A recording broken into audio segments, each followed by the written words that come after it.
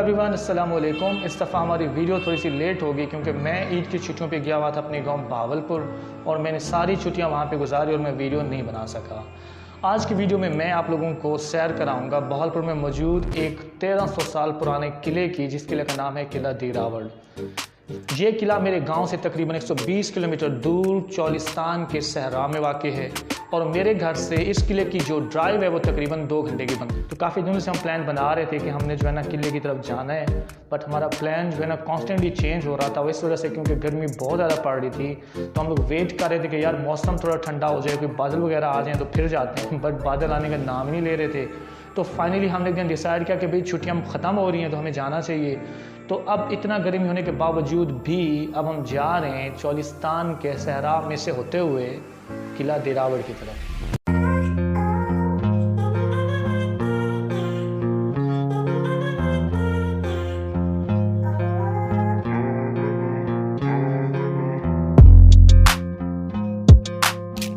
Video में आगे बढ़ने से पहले मैं आप लोगों को इस किले का थोड़ा सा बैकग्राउंड बताना चाहूँगा। हिस्ट्री में जो हमें डिटेल मिलती है इस किले से रिलेटेड, उस डिटेल के मुताबिक इस किले को सबसे पहले 9वीं सदी में एक हिंदू राजपूत राजा जिनका नाम था राय जाजा सोलंकी, उन्होंने तामीर कराया। इस तवील उम्र किले को माजी में कई हुक्मरान फतह करते रहे।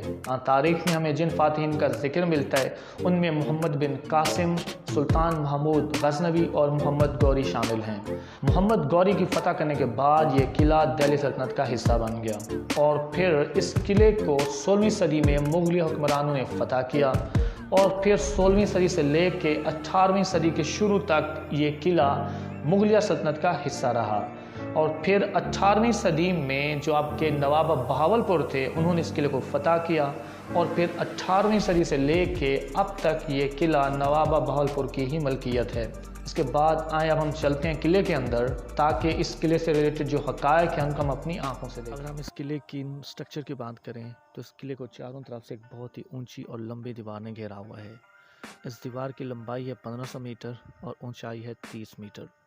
अगर हम इस 30 मीटर की ऊंचाई को एक आम इमारत से कंपेयर करें तो इस दीवार की ऊंचाई एक 7 मंजिला इमारत के बराबर बनेगी। मैं जब इस किले को पिक्चर में देखता था तो इसकी दीवारें मुझे छोटी फील होती थी, लेकिन वहाँ जाके देखा कि इसकी दीवारें सच में बहुत ऊंची हैं और यही वजह है कि जब आप सहरा में दूर भी हों तो दूर से इस किले की दीवारें नज़र आना शुरू हो जाती हैं। इस पूरी दीवार में आपको कुछ ड्रमनुमा बने स्ट्रक्चर नज़र आएंगे जिनको बुर्ज कहा जाता है। पूरी दीवार में इनकी तादाद 40 है। इन बुर्ज में आपको कुछ जालीनुमा बनी स्ट्रक्चर नज़र आएंगी जिनके बारे में कहा जाता है कि ये वो जगह है जहाँ पे सिपाही और दरबान बैठ के ये नज़र रखते थे कि कहीं दुश्मन की फ़ौज तो नहीं आ रही। आप जैसे किले में दाखिल हों, इसके दाएं तरफ एक बड़ा सा रूम है जिसकी हैरानकुन बात इसकी मोटी दीवारें और इसकी छत है। इसकी छत में कोई आपको मेटालिक सपोर्ट नज़र नहीं आएगी सिवाय इसकी कर्व शेप के। एंट्रेंस के साथ ही एक अंडरपास बना हुआ है जिसके थ्रू होकर आप किले के मरकजी हिस्से तक पहुंच सकते हैं। ये जालीनुमा दरवाज़ा उस दौर का जेल खाना है और जिसको अभी जो है ना विजिटर ने कचरे से भर दी है। यार विजिटर से रिक्वेस्ट है कि जब भी आप ऐसी जगहों पे जाएं तो आप कचरे को डस्टबिन में फेंकें।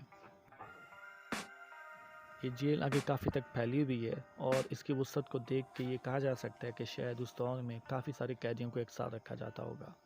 और इस जेल में रोशनी के लिए भी प्रॉपर जालियाँ वगैरह बनाई गई हैं।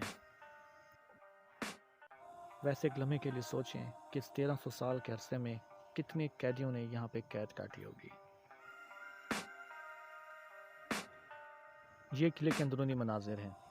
किले की तमाम तामीर टाइल्स के पक्के ईंटों और मिट्टी के गारे के साथ की गई है।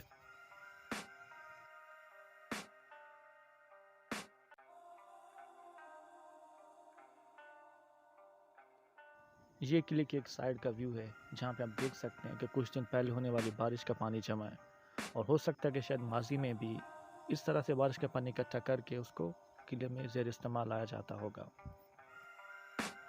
ये मनाज़िर देखने के बाद मेरे जहन में सबसे पहले ये सवाल आया कि यार आज से 1300 साल पहले इतनी सारी ईंटें लाए कहाँ से होंगे। तो जिसका जवाब कुछ यूँ मिला, जो कि एक राय दी जाती है वो ये कि जो ईंटें बनाई गई थी ये इस किले से तकरीबन 40 किलोमीटर दूर बना के पकाई गई थी और वहाँ से यहाँ तक इन ईंटों को इंसानी जंजीर बना के मुंतकिल किया गया था। मीन एक बंदे ने दूसरे को हैंड ओवर किया, दूसरे ने तीसरे को, और इस तरह ये ईंटें मुंतकिल की गई थी। उस दौर के लोग कंस्ट्रक्शन में कितना माहिर थे, इस बात का अंदाज़ा इस चीज़ से लगा लें कि उन्होंने छत में जो लकड़ी इस्तेमाल की वो आज भी अपनी असली हालत में मौजूद है। उस लकड़ी को ना तो दीमक लगी है और ना उसका पेंट उतरा है।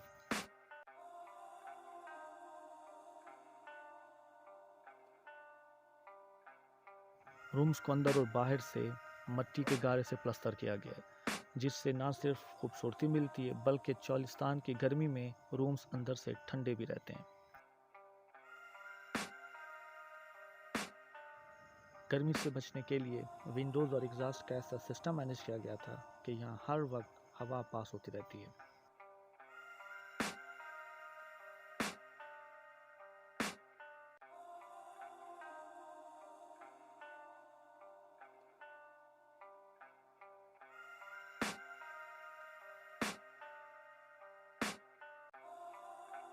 किले के वस्त में खड़ी एक कैनन आपको नज़र आएगी, जो यकीनन माजी में इस किले के दिफा के लिए इस्तेमाल की जाती होगी। और इस किले की वाक़यात में से इस कैनन के 1000 साल पुराने शेल भी दरियाफ्त किए जा चुके हैं। इस कैनन को देखने के बाद मैं थोड़ा सा कंफ्यूज था, क्योंकि इस कैनन में मुझे शेल डालने की कोई जगह नज़र नहीं आ रही थी। मैंने इसके ऊपर जब चढ़ कर थोड़ा ऑब्जर्व किया तो अंदाज़ा हुआ कि शायद ये बारूद कैनन नहीं बल्कि स्टोन कैनन है, जिसको रबड़ के थ्रू ऑपरेट किया जाता होगा।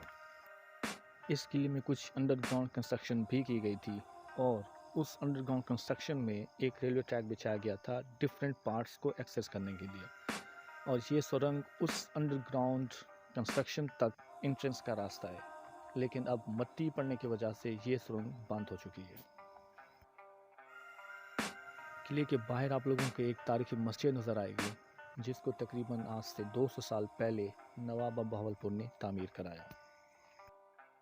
ऐसी तारीखी चीज़ों को देखने के बाद इंसान को एंजॉयमेंट तो मिलती है, लेकिन साथ साथ उसकी थोड़ी सी जो फीलिंग्स होती हैं वो अजीब हो जाती हैं, क्योंकि इन चीज़ों को देख के इंसान को ये एहसास होता है कि यार ये दुनिया वाकई में नापायदार है, क्योंकि ये वो इमारतें जो किसी दौर में अपनी मिसाल आप हुआ करती थी आज वो खंडर बन चुकी हैं। और मेरी सिचुएशन भी कुछ ऐसी ही हो रही थी, और इन सब को देखने के बाद मेरे मन में एक शेर आ रहा था।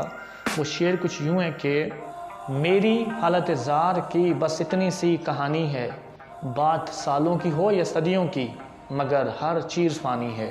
होप सो आप लोगों को वीडियो अच्छी लगी होगी, और जब भी आप लोगों का चक्कर बहावलपुर लगे तो इसके लिए कोई लाजमी विज़िट करें, और कोशिश करें कि सर्दियों में विज़िट करें, क्योंकि गर्मी में गर्मी बहुत ज़्यादा होती है।